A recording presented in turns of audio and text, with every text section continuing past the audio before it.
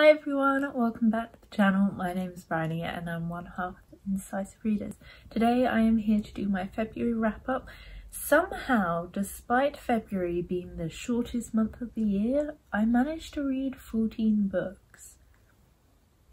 I don't quite know how. Did I read lots of audiobooks maybe? Let me count that. I only read 4.5 audiobooks. I think I read so many because I had a lot of arcs that were due at the start of the month, so I was like, God, I need to read them quickly. And they were contemporary, so I could read them quickly. My average rating was about 3.5 stars, which was actually better than I thought. I remembered having not necessarily bad books, but a lot of like 3-star books. But as I was going back through, I realised I did have a few 5-star books. My favourite book of the month was probably Before I Saw You by Emily Houghton. I will get back to it, but it was fab. I did have a few other 5-star reads, which is cool. Regarding my TBR game, I've actually decided to change it a bit just because it was like kind of stressing me out having to read books that fit the prompts and fit the prompts in the right format. So what I've decided to do instead is to just read a book that fits the prompt, and if it fits the format, that's great, and then if I don't have a book that fits the prompt, I will find one in the right format, if that makes sense. I'm hoping that's going to work better. If not, we'll go back to where we were, but I'm hoping this is going to help me get through my books physically, the books I physically want to read, the books I already own, because last month was just a lot of library picks and I just wasn't really getting to them. But because I have so many to talk about, I'm just going to get on and talk about them straight away. The first book I'm going to talk about was for the prompt Author of Colour. I did also get a physical book and I did manage to read that, but you know. And that book was The Obelisk Gate by N.K. Jemisin. This is the sequel to the 5th season, which I read back in August.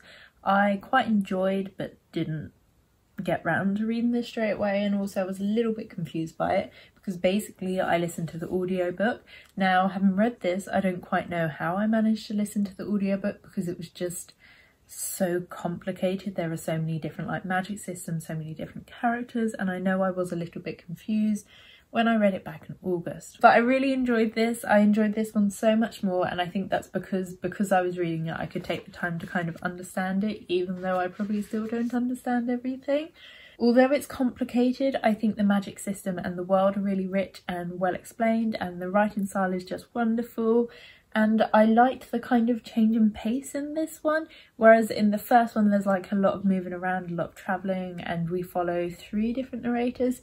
In this one it's only 2, and you kind of get some reappearing characters, but also you generally stay in the same place, and so you get to learn a bit more about kind of the culture and the history of the world, even if you don't necessarily get to see more of it. It was very easy to read despite being so complicated, and I think I'm going to try and pick up the final book before I forget everything. I rated this one 4 stars. The next role I had was for an LGBT+ book, and it was a library pick. I didn't get to my original library pick, so that's fine. I also read Boyfriend Material by Alexis Hall, which is a fake dating gay romance. And it was great. Sam's been trying to get me to read this for ages. We started listening to it a while ago, but then I fell asleep. So I'm really glad I got round to it. It's made me realise I really like the fake dating trope. I have written a fake dating story, and I read 2 fake dating stories in this, and I have read one before I think, but I just really like that kind of, you know, casual intimacy that becomes something more, and that kind of playing, pretending, it's just wonderful. I very much like it. But what stressed me out in this was about 3/4 of the way through, they were so happy. I was like, it's gonna go wrong, and I'm not looking forward to that. It sounds weird to say, but I like the issues that each character had, and I like how they were handled really carefully. And I also like that both characters were happily gay. So many times in a gay romance, a big problem stems from the fact that they're not comfortable being gay, and so it was quite nice to see a change in this. I rated this one 4 stars. The next prompt I had was for Someone Else Chooses, so for this I chose The Queen of the Tearling by Erica Johansson. This wasn't technically the pick for Ashley's Patreon, however she did say she might kind of try and read it because it was quite a close vote, and also I've been meaning to read it for like 2 years, so probably longer than 2 years, maybe like 4 or 5. but officially been trying to read it for 2 years, so I thought I would finally get to it this year. It's kind of about a princess that's been in hiding and now gets a throne that is really bad and bankrupt, and she has to steal it off her uncle. I really enjoyed it. I used to love a princess story, especially kind of like a hidden princess story, you know, the kind where they aren't meant to exist or people are trying to kill them. I very much used to enjoy those, and I read a couple kind of in that vein this month, and I was like, I forgot how much I like these. I really enjoyed Kelsey as a character. I think she was a really fierce, interesting character. I think she was very interesting as a leader in that she wouldn't just kind of sit back, she had to kind of go and join in. She reminded me a bit of Paige Mahoney from the Bone season in that way. I thought the politics were really interesting in this, and I liked the story. I'm excited to kind of see how it carries on. Maybe we get to see a bit more of the giant world, but the world and the setting were a little bit confusing to me because it's all kind of capes and magic and long dresses in a kind of medieval setting, but at the same time you've got ebooks and they talk about these 7 volumes of Rowland's work, and I'm like, she's even made her way into this. So it was a little bit confusing every time it kind of came up. But I feel like by about halfway through, I kind of got the hang of it and I didn't mind so much. I rated this one 3 stars, but I feel like I'm going to enjoy it and I'm going to carry on reading it anyway. The next prompt I had was for a person on the cover, and it was meant to be a library pick. I listened to, I want to say 57% from the library, but it was really long and I didn't finish it in time. But that book is A Court of Mist and Fury by Sarah J. Maas. I take back every single assumption I had about this book. I thought I was gonna like absolutely hate it because of the sexiness. Now, I didn't care for the sexiness, but I really enjoyed the book. When I read A Court of Thorns and Roses, I was like, you can finish the series here. I don't know why there are like 2 or 3 more books after this, but then I started this and I was like, oh my god, it's so much bigger than the first one. This book introduces a larger world, it introduces more characters, it introduces all the different courts, it creates a war, it introduces us to Feyre's powers and how they develop, and I thought that was just really, really interesting.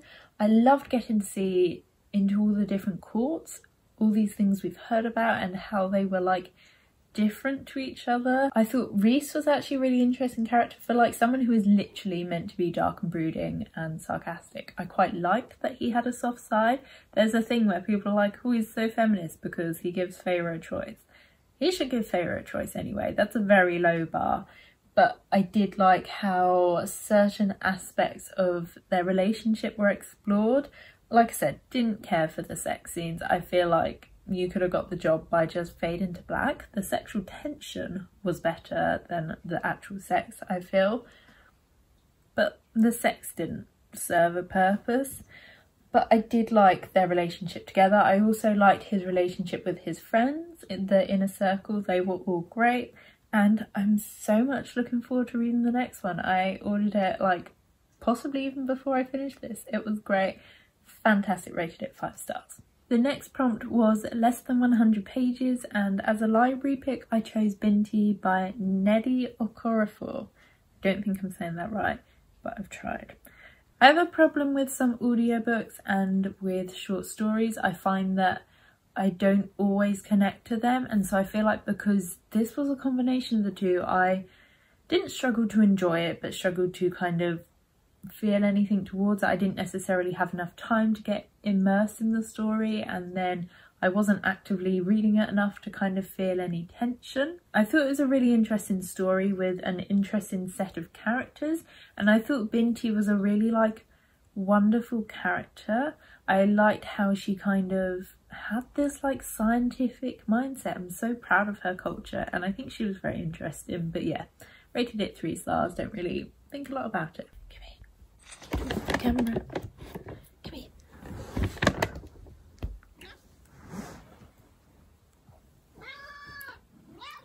Yeah. Should we get a picture whilst you're here?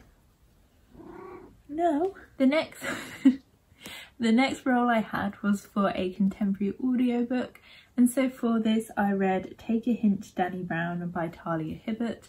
I do want to kind of address this book first because I did see something about it yesterday and I really enjoyed the book and I suppose didn't take this into consideration, so I would like to kind of mention this, that one of the characters is meant to be a Muslim but is a non-practicing Muslim, which I think would be fine if the author themselves was a non-practicing Muslim or was a Muslim, but the fact that they've included this minority to be like, look, I've included someone who's something else, who's a different culture, but they're actually not going to practice their culture, they're just going to be that on paper.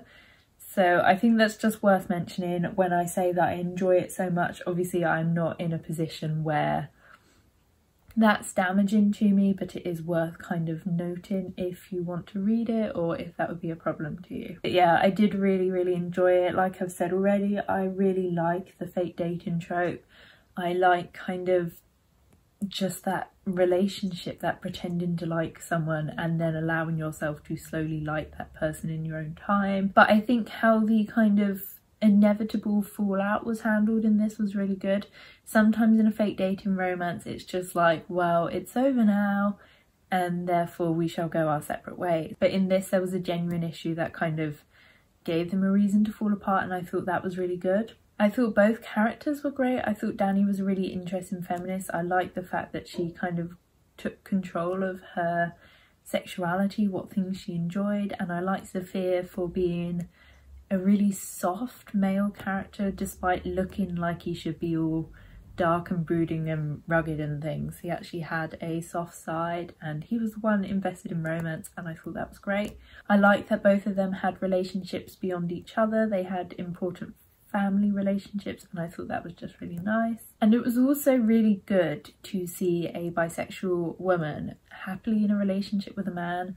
I think so often for a book to be considered LGBT plus, the character has to be in a kind of obviously gay romance, if you know what I mean. And so it's quite nice to see those characters kind of explore all aspects of bisexuality. Just because you are in a straight relationship whilst you are bisexual doesn't mean you are less bisexual or not bisexual at all. After all my roles I had a lot of arcs to go through. I will go through them in kind of order of love because I loved one of them and I didn't love another.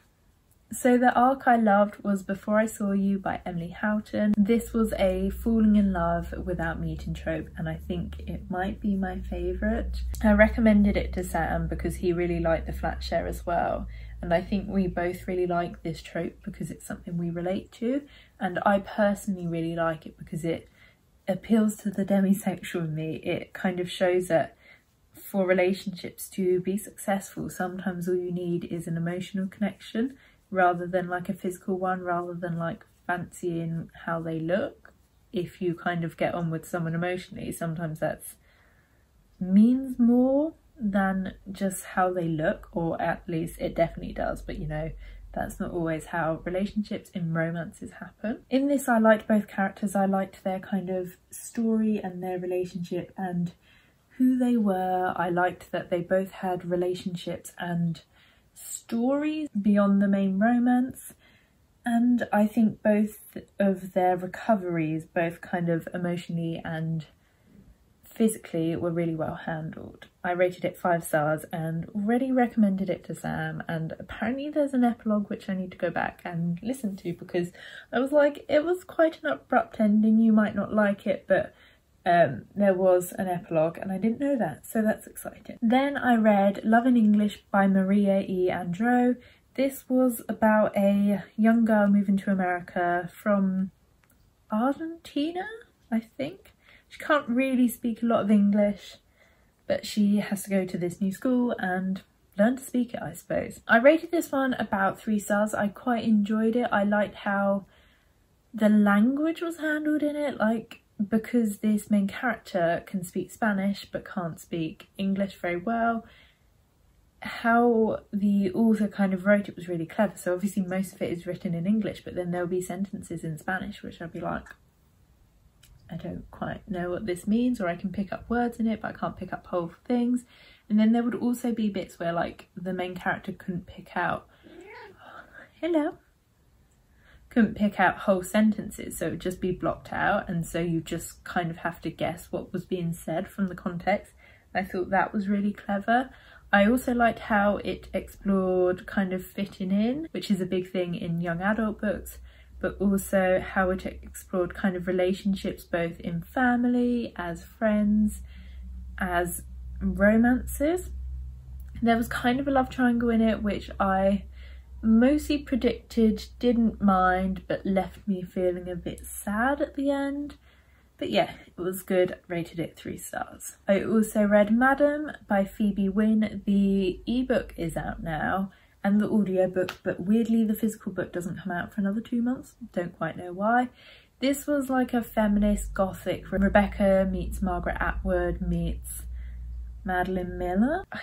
I don't really know what to think about it. I rated it 2.5 stars because I think a whole big part of the story was to make you feel uncomfortable. And it worked. It made me feel uncomfortable, but because I felt uncomfortable, I didn't really like it. So I've rated it 2.5 stars. On NetGalley, I rated it 3. On, Goodreads, I rated it 2.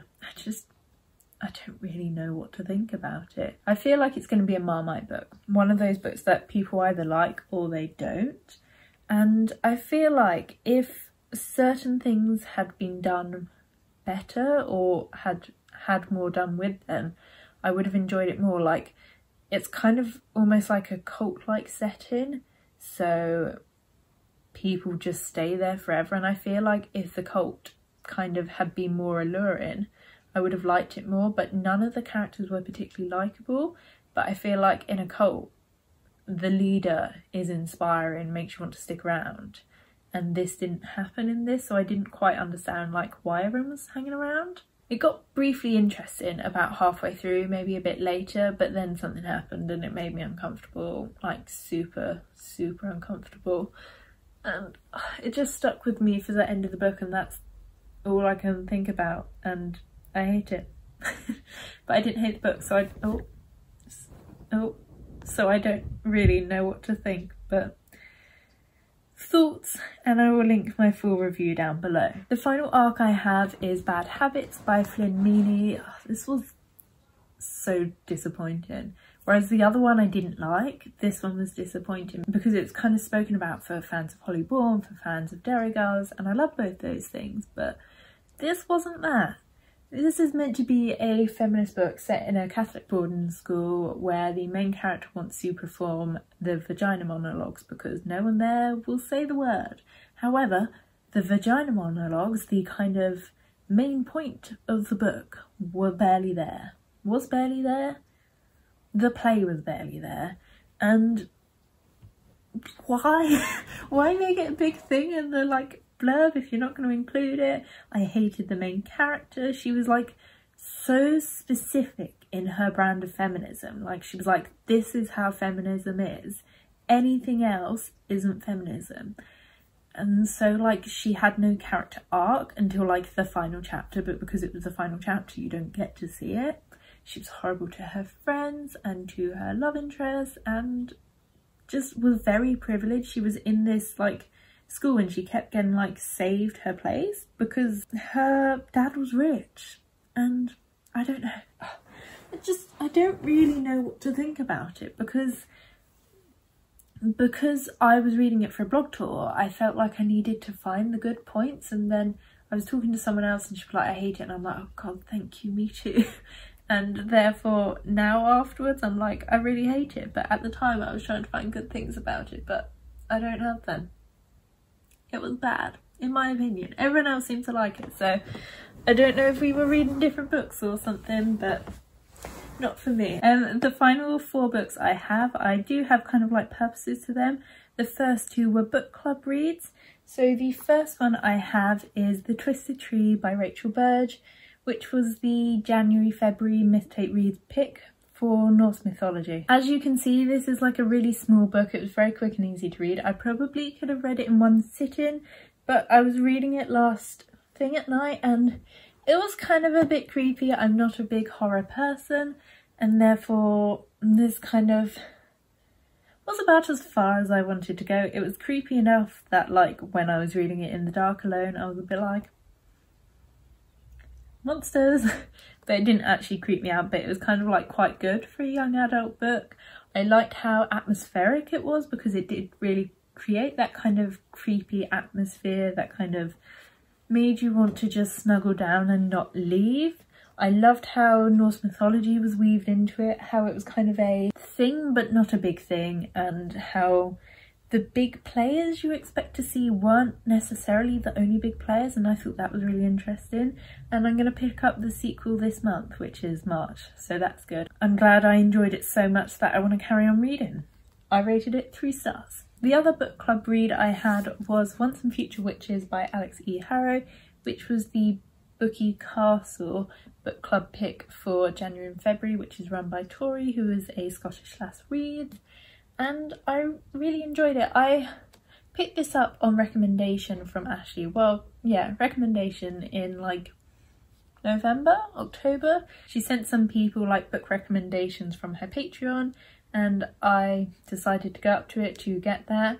And this was one of my recommendations, I think because it's feminist and witchy and I liked the author's other book. And I did enjoy this. I didn't enjoy it as much, which is absolutely fine. I feel like with standalone fantasy books, if you really love one, you're not necessarily gonna love the sequel, the second book.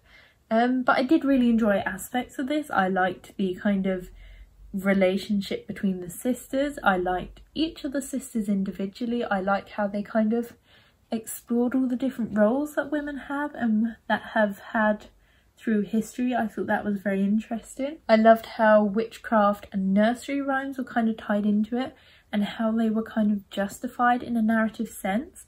I thought that was really, really clever and just made sense. Like there were some like little bits sprinkled into the story and I'm like, is that actually real or has the author made up?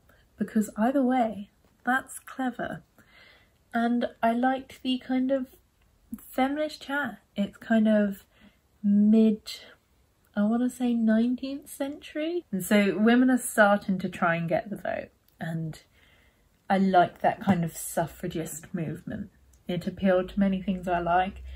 I rated it 3 stars. I thought it was very good and would recommend. The final 2 books I read were for my kind of romancy reading again. Last year I read romances, this year I read the sexy romances, so I read that one, and I read Take a Hint, Danny Brown, and I also read From Blood and Ash by Jennifer L. Armentrout. This is the one that's going around BookTube, Bookstagram, Book Twitter, BookTok I want to say, but I'm not on there, as the new sexy book, and I was like, oh god, I'm gonna have to read it. But also I really want to read it because I want to see what everyone's talking about. And again, I very much surprised myself. I really, really enjoyed it. I thought Poppy was a fab character. She was really fierce. She was a little bit scary. She had her own opinions and she was immensely talented.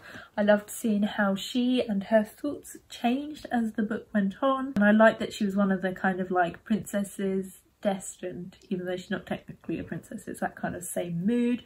I really liked it. It's what re-sparked that love. The world was much bigger than I expected and the story was very different. There were kind of creatures I wasn't expecting to see, which added kind of a element of intrigue and mystery and suspense to the story, which made it much more easy to carry on reading. The world and the history was also really rich, and so that was really good. I didn't care for the sex again. It's not even that.